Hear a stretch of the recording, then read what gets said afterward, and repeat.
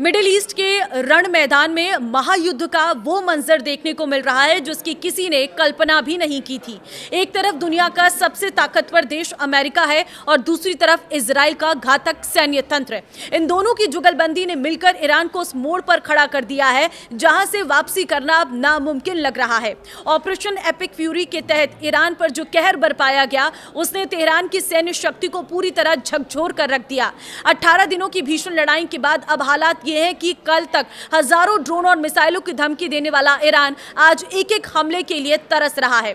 क्या वाकई ईरान का सैन्य वजूद अब खत्म होने की कगार पर है? नमस्कार, मैं हूं आपके साथ ममता तिवारी और आप देख रहे हैं न्यूज़ 18 का डिजिटल प्लेटफॉर्म। आज इसी पर चर्चा करेंगे कि क्या ईरान की ताकत खत्म हो रही है। अमेरिका और इजराइल के हमलों के बाद ईरान ने भी जवाबी कार्रवाई करते हुए ताबड़तोड़ हमले किए, लेकिन बढ़ती जंग के साथ ईरान की मिसाइल और ड्रोन दागने की क्षमता को बड़े पैमाने पर चोट पहुंची है। हालांकि वो अब भी इतना काबिल है कि पड़ोसी देशों और इजराइल को नुकसान पहुंचा सकता है। जंग की शुरुआत और वर्तमान स्थिति के बीच का अंतर चौंकाने वाला है। जंग के शुरुआती घंटों में जो मंजर था वो दहला देने वाला था।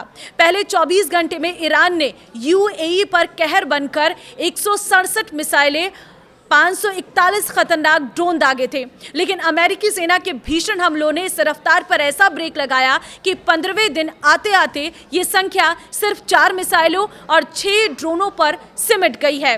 पेंटागन की ताज़ा रिपोर्ट तो और भी चौंकाने वाली है। उनके मुताबिक ईरान की मिसाइल लॉन्च करने की क्षमता में 90% और ड्रोन हमलों में 86% की भारी गिरावट दर्ज की गई है। जिस आसमान पर कभी ईरान के ड्रोनों का राज होता था, आज वहां अमेरिकी फाइटर जेट्स का पूरी तरह वर्चस्व है। इजराइल के institute for national security studies के मुताबिक इजराइल पर होने वाले हमलों में भी भारी कमी आई है। शुरुआत में जहां रोजाना करीब 100 मिसाइलें आती थी, अब उनकी संख्या सिंगल डिजिट में सिमट गई है। पेंटागन का कहना है कि पहले दिन के मुकाबले मिसाइल लॉन्चिंग में 90% और ड्रोन हमलों में 86% की कमी आई है। ईरान की इस गिरती हालत पर व्हाइट हाउस ने शनिवार को एक बेहद कड़ा बयान जारी कर दुनिया को संदेश दे दिया है। अमेरिकी प्रशासन का कहना है कि ईरान की बैलिस्टिक मिसाइल क्षमता अब लगभग तबाह हो चुकी है और उसकी नौसेना अब युद्ध लड़ने के काबिल भी नहीं बची है।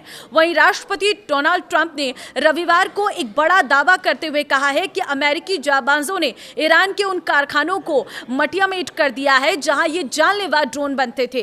ट्रंप के इस बयान ने ईरान के खेमे में हड़कंप मचा दिया है, क्योंकि अब उनके पास हथियारों का बैकअप भी नहीं बचा है। ईरान अब भी कैसे कर रहा है हमले, ये सवाल है।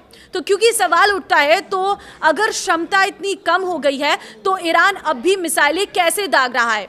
रक्षा विशेषज्ञों का मानना है कि ईरान एक विशाल देश है और जब तक जमीन पर सेना नहीं उतरती उसकी क्षमता को जीरो करना नामुमकिन है। वॉशिंगटन की नेशनल डिफेंस इंस्टीट्यूट के प्रोफेसर का कहना है कि ईरान ने उन मिसाइलों और लॉन्चर्स का इस्तेमाल करना शुरू कर दिया है जिन्हें जंग से पहले खुफिया जगहों पर छिपा दिया गया था। उन्होंने कहा कि ईरान अब सैन्य ठिकानों के बजाय 1 या 2 मिसाइलों से नागरिक और वाणिज्यिक बुनियादी ढांचों को निशाना बना रहा है। उनके मुताबिक सैन्य नजरिए से ये बहुत अहम नहीं है, इसे सिर्फ उत्पीड़न की आग कहा जा सकता है, जिसका मकसद पड़ोसी देशों के अलर्ट सिस्टम को थकाना और लोगों को डराना है। इजराइल और अमेरिका की मुख्य रणनीति ईरान की सत्ता के साथ साथ लॉन्चर्स को बर्बाद करना भी है। सैटेलाइट और रडार के जरिए मिसाइल लॉन्च होने वाले स्थान को तुरंत पहचाना जाता है। रिपोर्ट के मुताबिक इजराइल ने ईरान के अनुमानित 410-440 लॉन्चर्स में से 290 लॉन्चर्स को सेवा से बाहर कर दिया है। क्या है ईरान का मास्टर प्लान? देखिए, विशेषज्ञों का मानना है कि ईरान की रणनीति अब एक वेटिंग गेम है। ईरान का आकलन है कि उसके मिसाइल खत्म होने से पहले खाड़ी देशों और इजराइल की डिफेंस मिसाइलें खत्म हो सकती हैं। इतनी तबाही के बाद भी सवाल ये उठता है कि आखिर ईरान अब भी मिसाइलें कैसे दाग रहा है। रक्षा विशेषज्ञों का मानना है कि ईरान ने अब अपने उन सीक्रेट लॉन्चर्स को बाहर निकाला है जो पहाड़ों और खुफिया ठिकानों में छिपे थे।